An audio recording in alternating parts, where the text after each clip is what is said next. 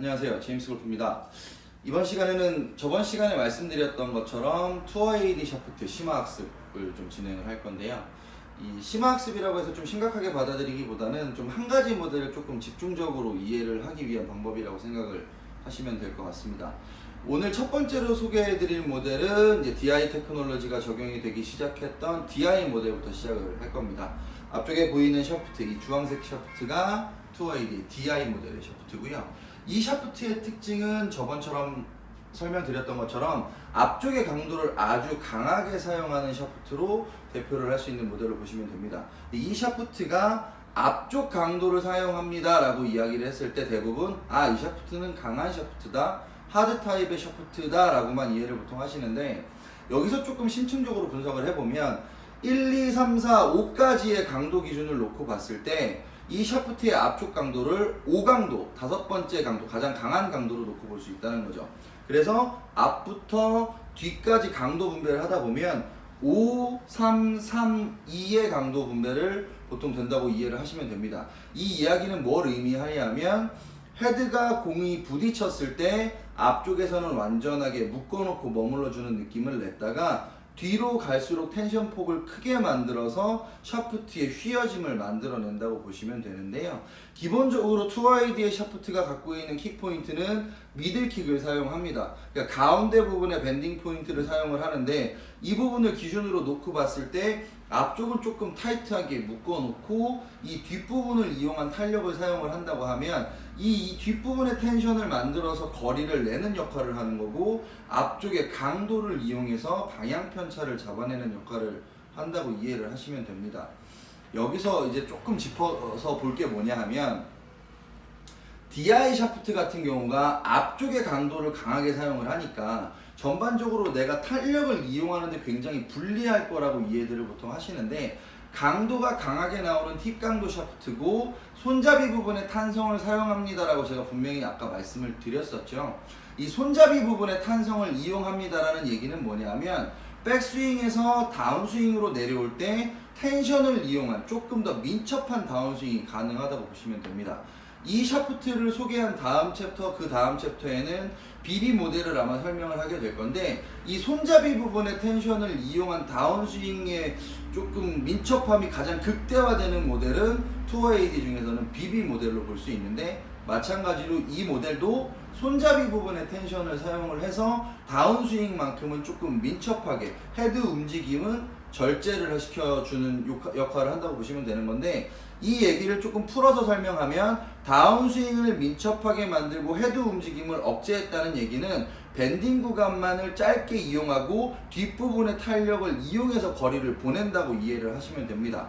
간혹 나는 거리는 어느 정도 충분히 나고 있는데 왼쪽 오른쪽의 편차값이 조금 심하다라고 느끼시는 분들한테 대부분 앞쪽에 강도가 나오는 샤프트를 권해드리고, 구질로만 판단을 한다고 하면 스트레이트 페이드 구질이 나오는 샤프트를 일반적으로 권해주는데, 이 스트레이트 페이드라고 하는 구질은 이 스윙을 만드는 사람이 스윙을 만드는 게 아니라 샤프트가 갖고 있는 기본적인 구질 정보로 이해를 하시면 됩니다. 그래서 스윙을 할 때 헤드 무게를 바깥쪽으로 완전히 던져서 사용하는 사람들은 앞쪽 강도가 나오는 스트레이트 페이드 샤프트를 사용한다고 하더라도 기본적인 구질 형성은 드로우 구질을 형성을 하게 되는 거죠.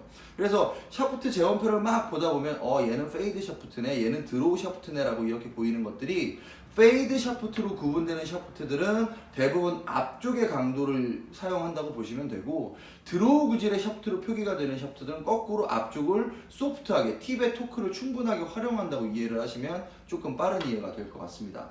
이 DI 샤프트를 한 번 더 간단하게 정리를 해드리면, 강도는 5, 3, 3, 2 강도를 사용을 하게 되는 거고, 앞쪽은 묶어져 있는 상태에서 뒷부분의 탄력을 이용한 빠른 다운스윙, 민첩한 다운스윙, 그리고 거리보다는 방향성에 중심이 초점이 된다라는 게 기본적인 이 샤프트의 재원 성질이라고 볼 수 있습니다. 제가 여기서 아까 말씀드렸던 것처럼 구질 정보를 가지고 내가 드로우를 치는데 나는 페이드가 필요해서 이 샤프트를 치겠다라고 하면 절대로 페이드 구질이 나지 않습니다. 페이드의 구질을 칠 수 있는 스윙 템포와 밸런스가 있는 거기 때문에 기본적으로 무게를 실어내는 방법과 당겨서 바짝 끌어내는 몸쪽으로 무게를 넘겨 쓰는 방법을 능숙하게 사용을 하셔야 구질을 바꿔서 사용할 수 있는 드라이버 스윙이 가능한 거라고 이해를 하시면 됩니다. 물론 악성 드로우라고 해서 아주 드로우가 심하게 나는 분들이 팁 앞에 강도를 강하게 사용을 하게 되면 아무래도 드로우가 조금은 더 유연하게 진행이 될 수 있는 걸 느낄 수가 있는 건데, 구질 자체를 완전하게 바꿔내는 방법은 스윙에 분명히 밸런스 교정이 필요하다고 이해를 하시면 됩니다.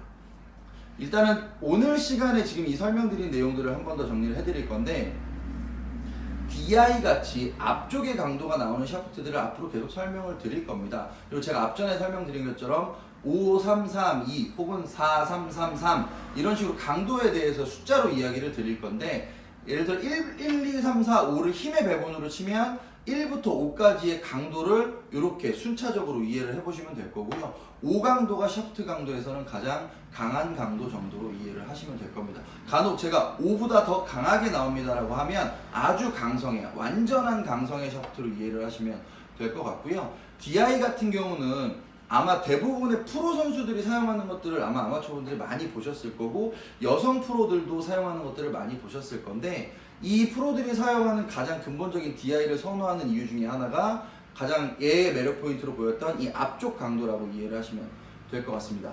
DI 같은 경우에는 뭐 사실 여러 가지를 조금 더 세분화해서 설명드리거나 앞전에 설명드렸던 토크의 이해를 설명드렸었는데, 이 부분들은 사실은 브랜드마다 설명을 드리면서 제가 계속 설명을 드릴 거고, 모델마다 중량이나 토크 재원도 계속 지속적으로 설명을 드릴 겁니다. 그래서 그런 부분들을 비교를 해보시는 것도 좋은 방법이라고 생각하시면 되고요. 앞쪽 이 샤프트 후에 이제 선택이 되는 DJ 같은 경우에는 마찬가지로 DI 테크놀로지가 들어가지만 DI와는 전혀 정반대의 성질을 갖고 있기 때문에 다음 챕터를 같이 비교해서 들어보시면 DI와 DJ의 성향 분석이 완전하게 다르다는 걸 이해를 하실 수 있을 겁니다. 아마 저희가 다음 시간에 아마 DJ를 바로 연결해서 진행을 해드리려고 했는데, 저희 뭐 댓글 달아주신 분들도 계셨고, 한 번도 저희가 진행하지 않았던 얘기 중에 하나가 계속해서 중량과 토크에 대한 이야기를 해드렸는데, 어떤 분이 질문을 하셨던 내용 중에 CPM 진동수와 토크의 상관관계를 질문하셨던 분이 계셨어요. 그래서 조금 신선한 내용이기도 해서 이 부분도 한번 간단하게 다음 시간에 설명을 드리도록 하겠습니다. 아마 CPM에 관련돼서도 아마 저번 시간에 방송을 못 보셨던 분들도 계셨기 때문에 CPM이 어떤 건지에 대해서도 간단하게 다음 시간에 한번 또 설명드리겠습니다. 궁금하신 점은 언제나 문자 남겨주시고 댓글 달아주시면 친절하게 답변 드리겠습니다. 제임스 오프였습니다.